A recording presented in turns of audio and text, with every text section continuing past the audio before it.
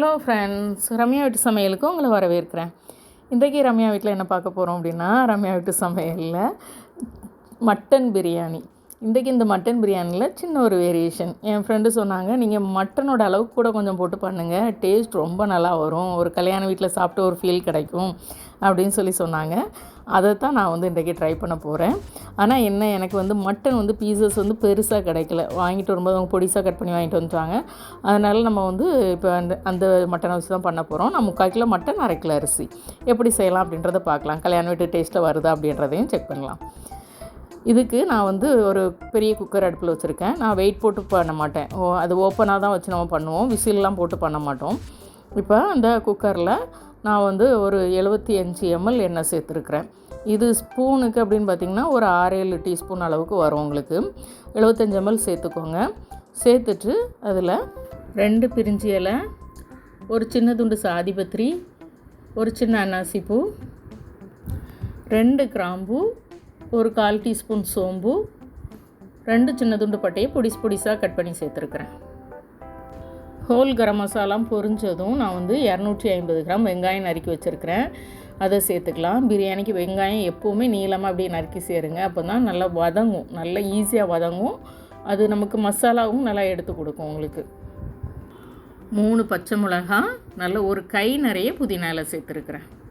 Whole garam masala குறைச்சிட்டு புதினா இலை இந்த மாதிரி சேர்த்து பாருங்கள். வெங்காயம் இந்த அளவுக்கு பொரிஞ்சிருக்கணும். அதாவது அந்த ஒரு 80% அப்படின்னு வச்சுக்கோங்க. நல்லா புதினா இலையெல்லாம் நல்லா கரிஞ்ச மாதிரி பொரிஞ்சிருக்கணும், மொறுமொறணும். அந்த அளவுக்கு பொரிஞ்சால் தான் ஃப்ளேவர் நல்லாயிருக்கும் பிரியாணிக்கு. பொரிஞ்சதுக்கப்புறம் 150 கிராம் தக்காளி, ஒரு கை நிறைய கொத்தமல்லி தழை, இஞ்சி பூண்டு விழுது ஒரு 5 டீஸ்பூன் அளவுக்கு சேர்த்துருக்குறேன். அதுக்கப்புறம் தயிர் ஒரு 100 ml சேர்த்துருக்குறேன். தேவையான உப்பு எல்லாத்தையும் சேர்த்துட்டு நல்லா கலந்து விடுங்க. இதில் இருக்க எண்ணெய் பிரிஞ்சு வரணும். அதாவது தயிர் பூண்டு எல்லாம் வதங்கி நமக்கு எண்ணெய் பிரிஞ்சு வரணும். அந்த அளவுக்கு நம்ம வதங்க விட்டுடலாம். அதுக்குள்ளே நான் மட்டன் 3/4 கிலோ மட்டனில் ஒரு 100 ml பாலும் கொஞ்சம் தேவையான தண்ணி, ஒரு 100 ml தண்ணின்னு வச்சுக்கோங்க, அவ்வளோ சேர்த்து நான் ஒரு 7-8 விசில் வேக வச்சு எடுத்துருக்கிறேன். மட்டன் எப்போவுமே நீங்கள் பிரியாணியில் சேர்க்கும்போது அது வெந்துட்டான்னு பார்த்துக்கோங்க. வேகாமல் பிரியாணியில் சேர்த்துட்டிங்கன்னா அதுக்கப்புறம் உங்களுக்கு வேகாது. எனக்கும் கூட இன்னும் கொஞ்சம் வேகணும். நான் இதெல்லாம் வதங்குற வரைக்கும் இதை நான் அடுப்பில் போட்டுப்பேன், மட்டன் அடுப்பில் போட்டுப்பேன். அதுக்குள்ளே வெந்துடும். நமக்கு மட்டன் வெந்தால் தான் நம்ம பிரியாணியில் சேர்க்கணும். நம்ம இப்போ இந்த வெங்காயம் தக்காளியை நம்ம வதக்கி பார்க்கலாம். இப்போ நமக்கு மட்டனும் இந்த பக்கம் வெந்துட்டுருக்குது. நம்ம இதில் மசாலா சேர்த்துடலாம். நல்லா தண்ணியெல்லாம் உள்ளே இழுத்துருச்சு, தயிரெல்லாம் நல்லா சுருண்டு வந்துருச்சு. 1/2 டீஸ்பூன் தனி மிளகாய் தூள், அதுக்கப்புறம் 1/4 டீஸ்பூன் கரம் மசாலா, ஒரு 1/4 டீஸ்பூன் மஞ்சள் தூள், இவ்வளோ சேர்த்துக்கோங்க. இது எல்லாத்தையும் சேர்த்துட்டு நல்லா வதக்கி விட்டுக்கலாம். அந்த மசாலா, அந்த மிளகாய்த்தூள் போட்டிருக்கோம்ல, அந்த மிளகாய்த்தூள் இருக்குல்ல, அது இதில் சேர்ந்து தான் நல்லா ஒரு கலர் கொடுக்கும். அதனால் எண்ணெயில் வதக்கினதுக்கப்புறம் தான் நம்ம மட்டனை சேர்க்க போகிறோம். இப்போ நல்லா புரட்டிட்டு, இப்போ நம்ம எடுத்து வச்சுருக்க மட்டன் இருக்குல்ல, வேக வச்ச மட்டன் இருக்குல்ல, அந்த மட்டனை மட்டும் சேர்த்துக்கோங்க. அந்த ஸ்டாக்கை அந்த தண்ணியை அளந்து வச்சுக்கோங்க. ஏன்னா அந்த ஸ்டாக்கை சேர்த்துட்டு மீதி பேலன்ஸுக்கு நம்ம தண்ணி சேர்ப்போம். மட்டனையும் சேர்த்ததுக்கப்புறம் கண்டிப்பாக 2லேருந்து ஒரு 3 நிமிஷம் நீங்கள் இந்த மசாலாவில் நல்லா வதங்க விடணும். அப்படின்னா தான் அந்த மட்டனும் கொஞ்சம் மசாலாவும் உள்ளே இழுத்துக்கும்.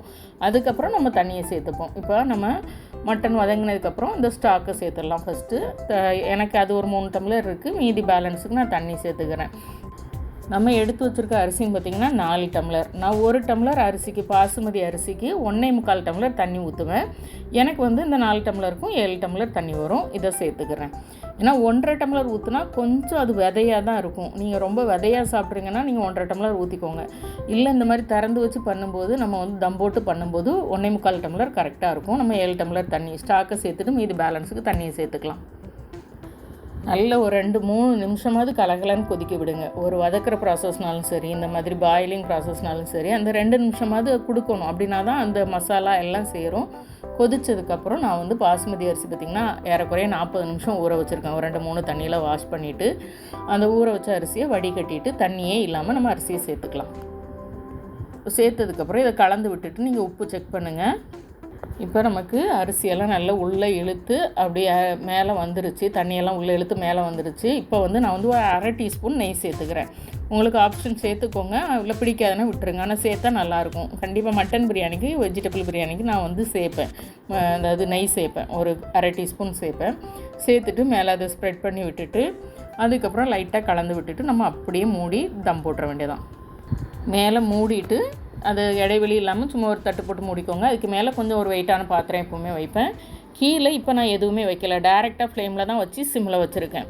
ஒரு 10 நிமிஷம் இந்த மாதிரி வச்சதுக்கப்புறம் அடுத்து ஒரு 6-7 நிமிஷம் நீங்கள் வந்து ஒரு தவாவை பக்கத்தில் சூடு பண்ணிக்கோங்க. அதில் ஒரு 6-7 நிமிஷம் தவா மேலே நீங்கள் தூக்கி வச்சுக்கோங்க.